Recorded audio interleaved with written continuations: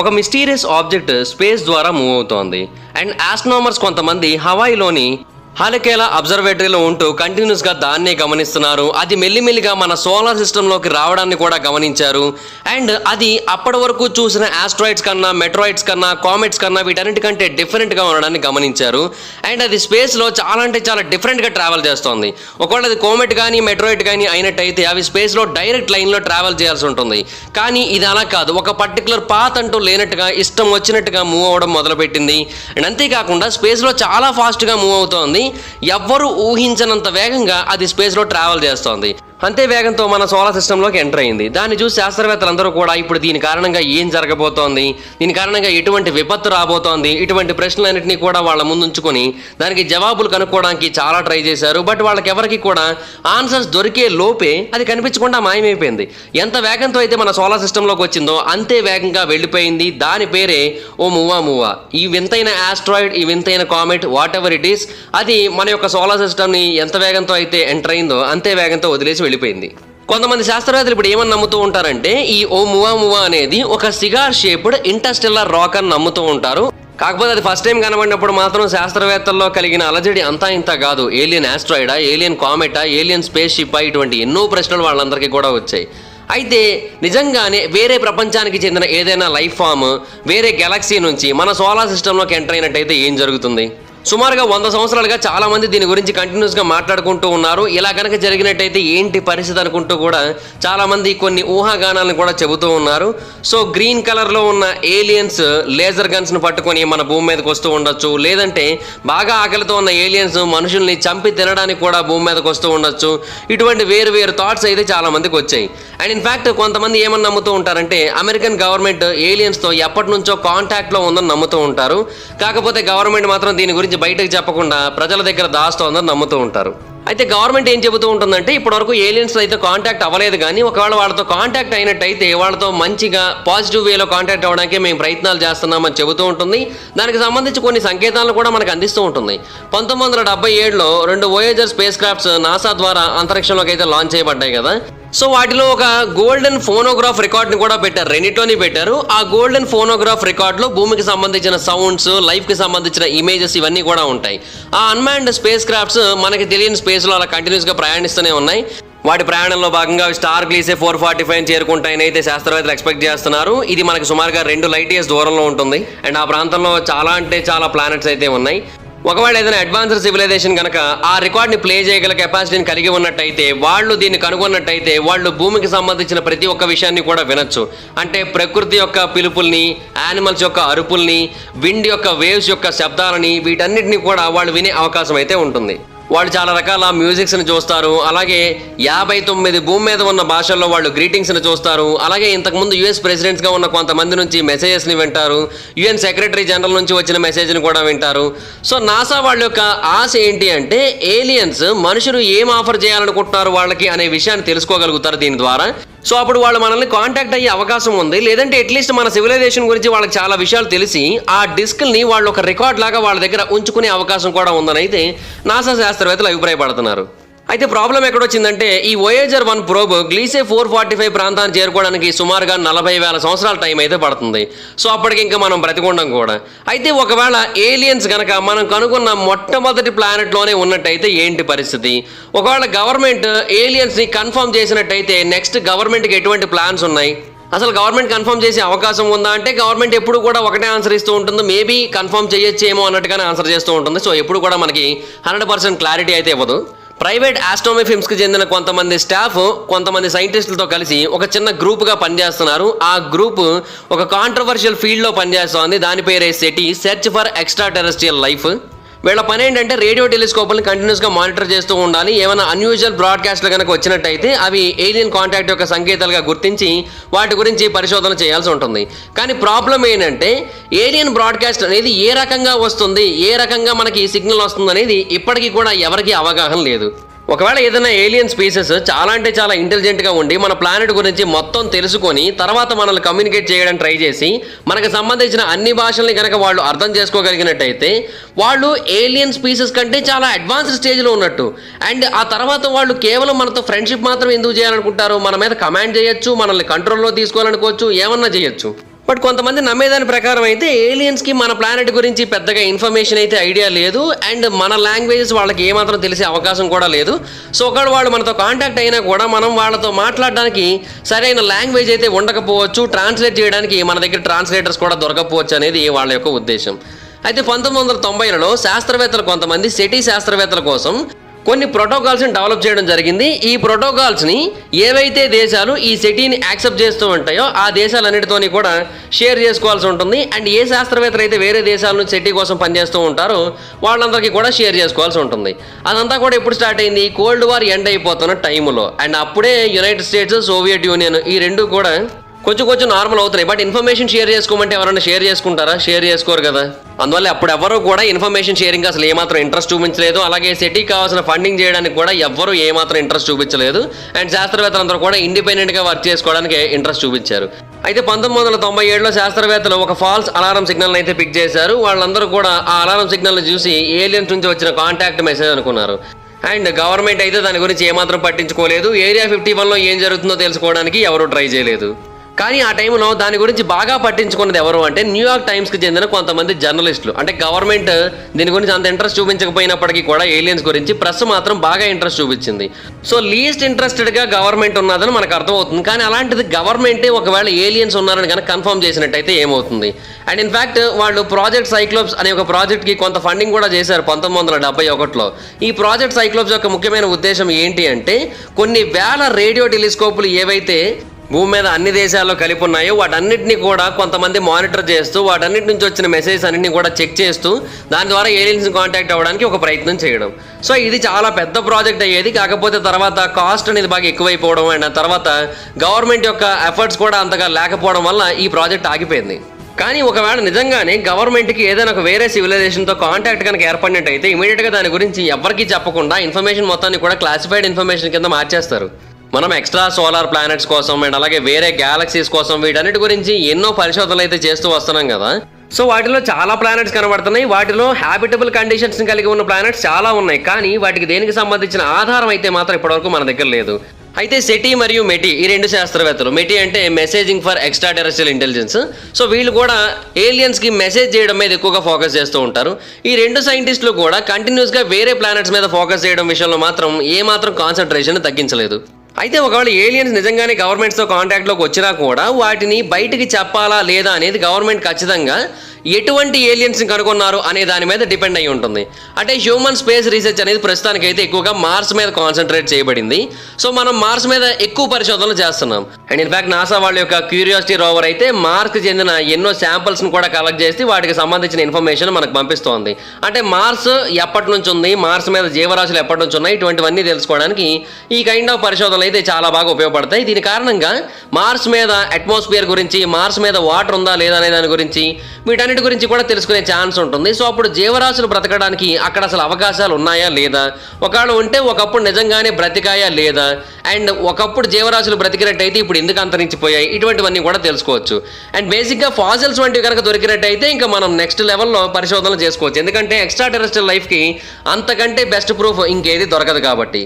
అయితే ఒకవేళ ఇప్పటికీ కూడా ఆ ప్రాంతంలో కొన్ని రకాల జీవులు కనుక బ్రతుకుతూ ఉన్నట్టయితే ఏంటి పరిస్థితి అంటే మార్స్ మీద చాలా రకాల ఇబ్బందులు అయితే వచ్చాయి తర్వాత ఫస్ట్లో బాగానే ఉన్నా కూడా వాటన్నింటినీ కూడా తట్టుకొని ఏమైనా కొన్ని జీవులు ఇప్పటికీ బ్రతికి ఉన్నట్టయితే భూమి మీద చాలా జీవులు అటువంటి కొన్ని కెటాస్ట్రోఫికల్ సిచ్యువేషన్స్ తట్టుకొని కొన్ని వేల సంవత్సరాలు బ్రతికాయి. అందులో అత్యంత ముఖ్యమైనది హార్స్షూ క్రాబ్. ఇదైతే hundreds of millions of years పాటు బ్రతికింది. ఈ మధ్యలో ఎన్నో ఎక్స్టింక్షన్ వేవ్స్ వచ్చాయి, వాటన్నింటినీ తట్టుకొని మరీ ఇది బ్రతికింది. సో ఒకవేళ మార్స్ మీద కంటిన్యూస్గా మనం వెతుకుతున్న టైంలో ఏదైనా ఆంథ్రోపాడ్ వంటిది కనబడితే, ఫర్ ఎగ్జాంపుల్ ఏదైనా మార్షియన్ క్రాబ్ వంటిది కనుక కనబడింది అనుకోండి, ఇప్పటికీ కూడా మొత్తం అన్ని రకాల కండిషన్స్ని తట్టుకుంటూ గవర్నమెంట్ దీని గురించి ఎలా రెస్పాండ్ అవుతుంది? ఇది బేసిక్గా నాన్ సాపియంట్ ఫార్మ్ ఆఫ్ లైఫ్. అంటే దీని కారణంగా మనకి పెద్దగా నష్టాలు ఏమీ జరగవు. దీని గురించి స్టడీస్ అయితే చేసుకోవచ్చు, దీని గురించి చాలా విషయాలు తెలుసుకోవచ్చు, దీని కారణంగా మార్స్ యొక్క పరిస్థితులు మనం తెలుసుకోవచ్చు తప్ప దీని కారణంగా మనకి ఎటువంటి ప్రాబ్లం లేదు. ఎందుకంటే మనము రూపంలో మనలాగే ఉండి మనకంటే ఇంటెలిజెంట్గా ఉన్న ఏదైనా హ్యూమన్ లైక్ కైండ్ ఆఫ్ లైఫ్ని కనుక మనం కనుగొన్నట్టయితే అప్పుడు మనం కంగారు పడాలి, అప్పుడు గవర్నమెంట్ మనకు చెప్పాల్సి ఉంటుంది. బట్ ఇటువంటి వాటికైతే మనం చెప్పాల్సిన అవసరం లేదు కదా. బట్ ఒకట్లేని ఇటువంటి క్రాబ్స్ కనబడినప్పటికీ కూడా వాటి గురించి ఎక్కువ తెలుసుకోలేము. ఎందుకంటే మనం ఇప్పటివరకు అన్మాన్డ్ ఎక్స్ప్లోరర్స్ని పంపిస్తూ వచ్చాం. అవి శాంపుల్ని తీసుకొని మనకి ట్రాన్స్మిట్ చేయడం అనేది చాలా కష్టమైన పని ఇటువంటి క్రాబ్స్ వంటి వాటి విషయంలో. సో దానికోసం ఒక ప్రాజెక్ట్ కూడా ప్రస్తుతం అండర్ డెవలప్మెంట్లో ఉంది. అదేంటంటే మార్స్ మీదకి ఒక అన్మాన్డ్ డ్రోన్ అయితే పంపబోతున్నారు. ఇది అక్కడికి వెళ్ళి అక్కడ ఉన్న కొన్ని సాయిల్స్ని పిక్ చేసి మన భూమి మీదకి డైరెక్ట్గా తీసుకొస్తుంది. దీన్ని 2032 నాటికల్లా పూర్తి చేసే అవకాశాలు ఉన్నాయి. అంటే 2032 నాటికి భూమి మీదకి తీసుకొస్తుందని నమ్ముతున్నారు. కానీ ఇప్పుడు ప్రస్తుతం బాగా డిలేస్ అవుతున్నాయి కాబట్టి 2032కి మేబీ ఈ ప్రాజెక్ట్ స్టార్ట్ అవ్వచ్చేమో అని కూడా అభిప్రాయపడుతున్నారు. అయితే ఒక మార్షియన్ క్రీచర్ని డైరెక్ట్గా తీసుకురావడం అనేది కొంచెం కష్టమైన పనే. ఈవెన్ డ్రోన్కైనా కూడా అదంత ఈజీ ఏమీ కాదు. ఎందుకంటే స్పేస్లో దాన్ని పట్టుకురావడం అంటే చాలా కష్టం. సో అలా చేయాలంటే ఒక మ్యాన్డ్ మిషన్ని మార్స్ మీదకి పంపాల్సి ఉంటుంది. ప్రస్తుతానికైతే ఏ దేశం దానికైతే ప్రయత్నం కూడా చేయలేదు. అది పాసిబుల్ అయినప్పటికీ కూడా దానికి సంబంధించిన చాలా రిస్క్లు అయితే ఉంటాయి. అంటే అవి ఎటువంటి ఆర్గానిజమ్స్ని కలిగి ఉన్నాయో తెలియదు. ఫర్ ఎగ్జాంపుల్ వాటి మీద ఏదైనా భయంకరమైన బ్యాక్టీరియా ఉన్నది, దాన్ని మనం భూమి మీద తీసుకొచ్చాము. అలా తీసుకురావడం వల్ల దాని కారణంగా ఇక్కడ భయంకరమైన వైరస్లు స్ప్రెడ్ అయిపోయి భయంకరమైన వ్యాధులు స్ప్రెడ్ అయిపోయి మనుషులందరూ చనిపోయినట్టయితే ఏంటి పరిస్థితి? సో వీటిని కూడా దృష్టిలో పెట్టుకుని చాలామంది వీటిని భూమి మీదకి తేకుండా అక్కడే పరిశోధన చేయడానికి ట్రై చేస్తూ ఉంటారు. ఒకవేళ ఇలాంటివి కాకపోయినా రియల్ లైఫ్ ఏలియన్స్ని చూసినప్పటికీ కూడా యూఎస్ గవర్నమెంట్ మనకు చెప్పడానికి అంత ఇష్టపడదు. ఎందుకంటే మన సేఫ్టీ కోసం ఆలోచిస్తూ ఉంటారు కూడా. ఒకవేళ ఏలియన్ లైఫే మన కోసం వెతుకుతూ మన దగ్గరకు వచ్చినట్టయితే ఏంటి పరిస్థితి? అప్పుడు గవర్నమెంట్ దగ్గర ఏదైనా ప్లాన్ ఉందా? ఆల్రెడీ వాళ్ళ దగ్గర ప్లాన్ ఉంది, కాకపోతే దాని గురించి మనకి ఎవరికి చెప్పరు. ఒకవేళ ఏదైనా ఇంటెలిజెంట్ ఏలియన్ స్పీసెస్ కనుక మన భూమిని కనుగొని వాళ్ళు మనతో కాంటాక్ట్ అవ్వడానికి ట్రై చేసినట్టయితే, వాళ్ళు చాలా అడ్వాన్స్డ్ స్టేజ్లో కనుక ఉన్నట్టయితే వాళ్ళు కొన్ని టర్మ్స్ అండ్ కండిషన్స్ని పెడతారు మనల్ని ఇంట్రడ్యూస్ చేసుకోవడానికి. అండ్ అప్పుడు మనం వాళ్ళతో ఫ్రెండ్లీగా ఉండాలా లేదంటే వాళ్ళ చేతిలో హాస్టైల్గా ఉండాలనేది మన యొక్క డెసిషన్ మీద డిపెండ్ అయి ఉంటుంది.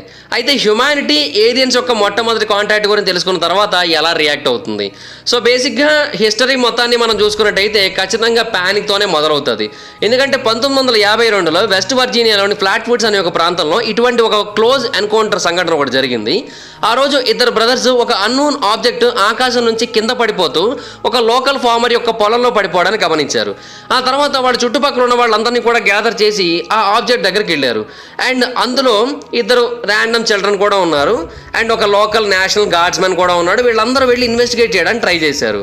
అండ్ వాళ్ళు చూసిన దాని ప్రకారం అయితే అది చాలా అంటే చాలా పెద్దగా ఉంది. దాని లోపల నుంచి మనిషిలాగే ఉన్న ఒక ఆకారం బయటకు వచ్చింది. ముఖమంతా కూడా పూర్తిగా రెడ్ కలర్లో ఉంది అండ్ తల కూడా చాలా డిఫరెంట్గా ఉంది.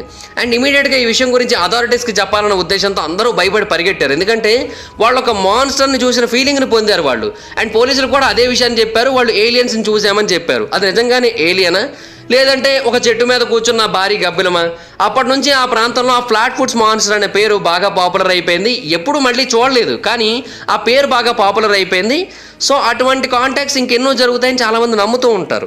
అండ్ ఈ టైప్ ఆఫ్ కాంటాక్ట్ కాకుండా ఒక ఆర్గనైజ్డ్ రెస్పాన్స్ ఈసారి నిజంగా జరిగినట్టయితే రావాలని అయితే మనం కోరుకుందాం. ఎందుకంటే అప్పుడు ప్రజల్లో బాగా భయం అనేది క్రియేట్ అవ్వకుండా కొంచెం నార్మల్ అయ్యే అవకాశాలు అయితే ఉంటాయి. అండ్ సెటీ యొక్క permanent committee of the international academy of astronautics వాళ్ళు ఒక ప్రోటోకాల్ డెవలప్ చేశారు ఏలియన్స్తో మొట్టమొదటి కాంటాక్ట్ అయినట్టయితే. కాకపోతే గవర్నమెంట్ ఆ ప్రోటోకాల్ని ఫాలో అవుతుందా లేదా అనేది మనం చూడాల్సి ఉంటుంది. సో వాళ్ళు అందులో ఒక 8 రూల్స్ పెట్టారు. అందులో మొదటి రూల్ ఏంటంటే make sure that it's of intelligent origin. అంటే మనకి చెందింది కాకుండా వేరే గ్రహానికి చెందిన వేరే గ్యాలక్సీకి చెందిన ఏదైనా ఇంటెలిజెంట్ ఆరినా కాదా అనే విషయం కన్ఫర్మ్ చేసుకోండి. రెండోది ఏంటి అంటే ఈ విషయాన్ని వేరే నేషన్స్తో కన్ఫర్మ్ చేసి కమ్యూనికేట్ చేసి క్లారిటీ తెచ్చుకోండి. అంటే ఏవైతే ఆ ప్రోటోకాల్కి యాక్సెప్ట్ చేస్తాయో వాటితో మాత్రమే కాంటాక్ట్ అవుతారు. తర్వాత థర్డ్ పాయింట్ ఏంటంటే మొత్తం ఆస్ట్రానామికల్ కమ్యూనిటీ మొత్తానికి కూడా దీని గురించి ఇన్ఫర్మేషన్ ఇవ్వండి. ఫోర్త్ పాయింట్ ఏంటి అంటే దీని గురించి పబ్లిక్గా ఒక అనౌన్స్మెంట్ ఇవ్వండి. ఫిఫ్త్ పాయింట్ ఏంటి అంటే దానికి సంబంధించిన రీసెర్చ్ డేటా మొత్తాన్ని కూడా సైంటిఫిక్ కమ్యూనిటీకి రిలీజ్ చేయండి. సిక్స్త్ పాయింట్ ఏంటంటే ఎలక్ట్రోమాగ్నెటిక్ సిగ్నల్స్ ఏమైనా రిసీవ్ అయినట్టయితే వాటన్నింటినీ కూడా అథారిటీస్తో షేర్ చేయండి. సెవెంత్ పాయింట్ ఏంటంటే ఆ స్పీసెస్ ఏవైతే ఉంటాయో వాటితో ఎవరు కూడా డైరెక్ట్గా కాంటాక్ట్ అవ్వకూడదు ఇండివిజువల్గా. ఎయిత్ పాయింట్ ఏంటంటే సెటీ పర్మనెంట్ కమిటీ ఉంటుంది కదా, వాళ్ళు వీటన్నింటినీ కూడా రెగ్యులర్గా రివ్యూ చేసి ఈ పాలసీస్ అన్నిటి కూడా మారుస్తూ ఉంటారు. ఇవి 8 రూల్స్ అండ్ రెగ్యులేషన్స్. ఇది చాలా లాజికల్గా చాలా ఆర్డర్గా అనిపిస్తుంది. కాకపోతే ఇది వర్కౌట్ అవుతుందా లేదా అనేది గవర్నమెంట్ తీసుకునే డెసిషన్ మీద ఆధారపడి ఉంటుంది. అండ్ ఇంకొకటి ఏంటంటే ఏదైనా ఒక ఫ్రెండ్లీ సివిలైజేషన్ ఎక్స్ప్లోరేషన్లో భాగంగా మన భూమిని కనుక్కోవడానికి ట్రై చేసినా లేదంటే ఫ్రెండ్షిప్లో భాగంగా మన భూమిని కనుక్కోవడానికి ట్రై చేసినా కూడా ఓకే, మనకు ప్రాబ్లం లేదు. బట్ ఏదైనా ఒక సివిలైజేషన్ వాళ్ళు భూమిని వాళ్ళ యొక్క ఆధీనంలో తీసుకోవడానికి ట్రై చేస్తూ లేదంటే భూమిని నాశనం చేయడానికి ట్రై చేస్తూ కనుక మనల్ని కనుగొన్నట్టయితే అప్పుడేంటి పరిస్థితి? మనుషులు వాళ్ళ మీద యుద్ధం చేసి గెలవగలరా? మన దగ్గర ఆల్రెడీ సూపర్ పవర్స్ చాలా ఉన్నాయి, చాలా పవర్ఫుల్ వెపన్స్ ఉన్నాయి వాళ్ళ దగ్గర. కాకపోతే అవన్నీ కూడా భూమి మీద యుద్ధం చేయడానికి పనికొస్తూ ఉంటాయి. సో ఏలియన్ సివిలైజేషన్ వేరే గ్యాలక్సీ నుంచి, ఆకాశం నుంచి వచ్చి మన మీద అటాక్ చేస్తున్నప్పుడు మనం వాటన్నిటిని కూడా తట్టుకొని నిలబడగలమా? అసలు వాటి ముందు మన వెపన్స్ ఏమైనా పనికొస్తాయి? అసలు వాటి వెపన్స్ చాలా అంటే చాలా స్ట్రాంగర్గా ఉండొచ్చు. అండ్ వాటి యొక్క స్పేస్ షిప్స్ మనకంటే చాలా డ్యూరబుల్గా ఉండొచ్చు. మన స్పేస్ షిప్స్ కొంత వెపన్స్ మాత్రమే పైనుంచి డ్రాప్ చేయగలిగినట్టయితే, వాటి స్పేస్ షిప్స్ వందల వేల సంఖ్యలో పైనుంచి బాంబ్స్ డ్రాప్ చేయగలిగినట్టయితే ఏంటి పరిస్థితి? సో ఏ యాంగిల్లో చూసుకున్నా ఇది ఫేవరబుల్ కండిషన్ అయితే కాదు. సరే, ఓకే, ఇదంతా కూడా hostile civilisation. But friendly civilisation వాళ్ళు మనతో కాంటాక్ట్ అయినట్టయితే హ్యుమానిటీ ఎలా రియాక్ట్ అవుతుంది? సో అతిపెద్ద ప్రాబ్లం ఏంటంటే ఏలియన్ సివిలైజేషన్ వాళ్ళు మనతో కాంటాక్ట్ అయినప్పుడు వాళ్ళకి ఎటువంటి సెక్యూరిటీని మనం ప్రొవైడ్ చేస్తామని. ఎందుకంటే ఇప్పుడు చాలా దేశాల్లో ఎయిర్ డిఫెన్స్ సిస్టమ్స్ ఉన్నాయి. అవి ఏదైనా ఒక వెజల్ కనుక అంతరిక్షంలోంచి వాళ్ళ దేశంలోకి ఎంటర్ అవుతోందని అనిపించినట్టయితే ఇమీడియట్గా వాటిని షూట్ చేస్తూ ఉంటాయి. అండ్ అక్కడ ఏం జరిగిందో తెలుసుకోవడానికి కూడా ట్రై చేయవు. ఈవెన్ చెప్పినప్పటికీ కూడా వాటిని ఆపడం చాలా కష్టం. సో అటువంటి ఎయిర్ డిఫెన్స్ సిస్టమ్ ఏదైనా ఏలియన్ వెజల్ కనుక షూట్ చేసేసినట్టయితే ఏంటి పరిస్థితి? ఏలియన్స్ చనిపోతాయి కదా. సో అప్పుడు ఫస్ట్ కాంటాక్ట్ ఆగిపోయే అవకాశాలు చాలా ఎక్కువగా ఉన్నాయి. అండ్ ఏలియన్స్ మళ్ళీ వాళ్ళ దేశానికి వెళ్ళిపోయే ఛాన్స్ ఉంది. ఎందుకులే, ఈ దేశం చాలా పవర్ఫుల్గా ఉంది, ఈ గ్రహం మొత్తం చాలా పవర్ఫుల్ గ్రహంలా ఉంది, సో మనం ఇక్కడ ఉండకపోతేనే బెటర్ అని వాళ్ళు అనుకోవచ్చు కదా. సో అప్పుడు ఏలియన్స్కి బెస్ట్ ప్లేస్ ఏంటి అంటే భూమి మీద ల్యాండ్ అవ్వడానికి అంటార్టికా అని చెప్పుకోవచ్చు. సో ఫస్ట్ వాళ్ళు మనుషులతో కంటే పెంగ్విన్స్తో కాంటాక్ట్ అయితే బెటర్, వాళ్ళు సేఫ్గా ఉంటారు. ఒకవేళ ఏలియన్స్ తర్వాత సక్సెస్ఫుల్గా మనుషులతో ఫస్ట్ కాంటాక్ట్ కనుక చేసినా, లేదంటే గవర్నమెంట్ దీని గురించి అఫీషియల్గా కన్ఫర్మ్ చేసినప్పటికీ కూడా ఇంకా ప్రతి సొసైటీలోని కూడా దీని గురించే డిస్కషన్లు నడుస్తూ ఉంటాయి. అండ్ చాలామంది భయపడతారు కూడా దీనికోసం. ఆ మధ్య కరోనా టైంలో లాక్డౌన్ పెడతామంటే అందరూ కిరాణా స్టోర్స్కి వెళ్ళి నెల రోజులు సరిపడా సరుకులు ముందే కొనుక్కొని వచ్చేవారు. సేమ్ అటువంటి ఒక సిచ్యువేషన్ నడుస్తుంది. మొత్తం అందరూ కూడా ఏదో జరిగిపోతుందన్న భయంలో బయటకు వెళ్ళడానికి కుదరదేమో, ఇంకా ఫుడ్ ఏమీ దొరకదేమో అన్న ఉద్దేశంలో ఒక నెల 2 నెలలకు సరిపడా వస్తువులన్నింటినీ కూడా ముందే తెచ్చిపెట్టించుకుంటూ ఉంటారు. అండ్ ఆ తర్వాత ఏలియన్ సివిలైజేషన్ మనుషులు కాంటాక్ట్ అయింది కాబట్టి ఇంకా భూమి నాశనం అయిపోయే అవకాశాలు కూడా ఉన్నాయనే పాయింట్ ఆఫ్ వ్యూలో కూడా చాలా మంది ఉంటారు. ఇంకా వరస్ట్ థింగ్స్ ముందు రాబోతున్నాయి అనే పాయింట్ ఆఫ్ వ్యూలో చాలా మంది ఉంటారు.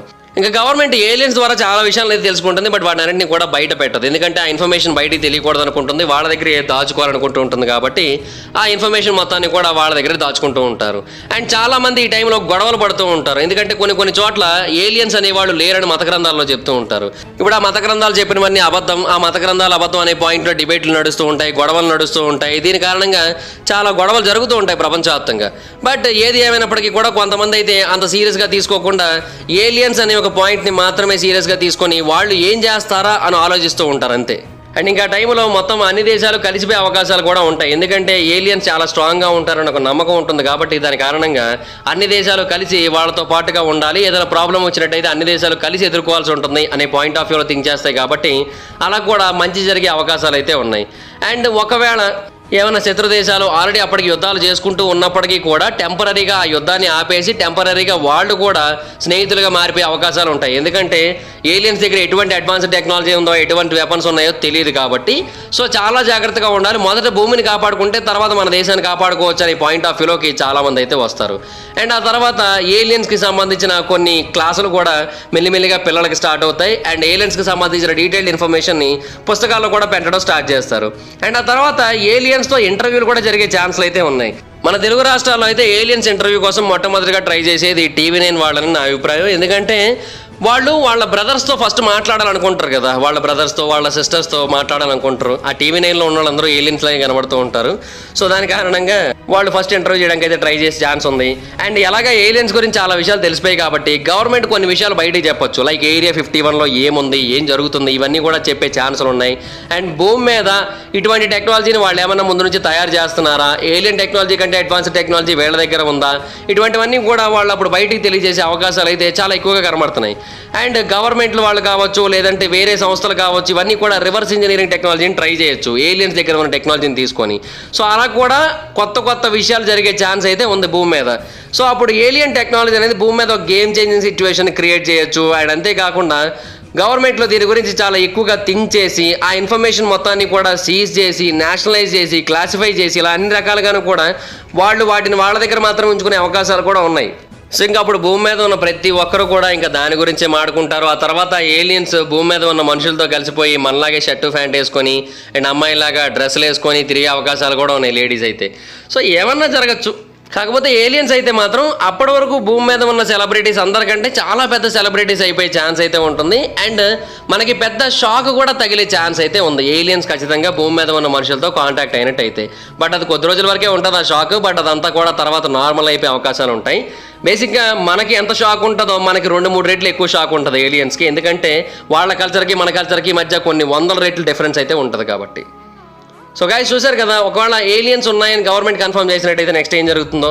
ఈ వీడియో కనుక మీకు నచ్చినట్టయితే లైక్ చేయండి, వీడియోని షేర్ చేయండి. ఇప్పటివరకు కారణం మన ఛానల్ సబ్స్క్రైబ్ చేసుకోకపోతే ఇప్పుడు సబ్స్క్రైబ్ చేసుకోండి. పక్కనే ఉన్న బెల్ ఐకాన్ ఆన్లో పెట్టుకోండి. నా ఇన్స్టాగ్రామ్ ఐడి జబర్దస్త్ మైదర్, మీరు అక్కడ కూడా వచ్చినట్టు ఫాలో అవ్వచ్చు. Thank you so much guys, bye bye, no meet you on next video.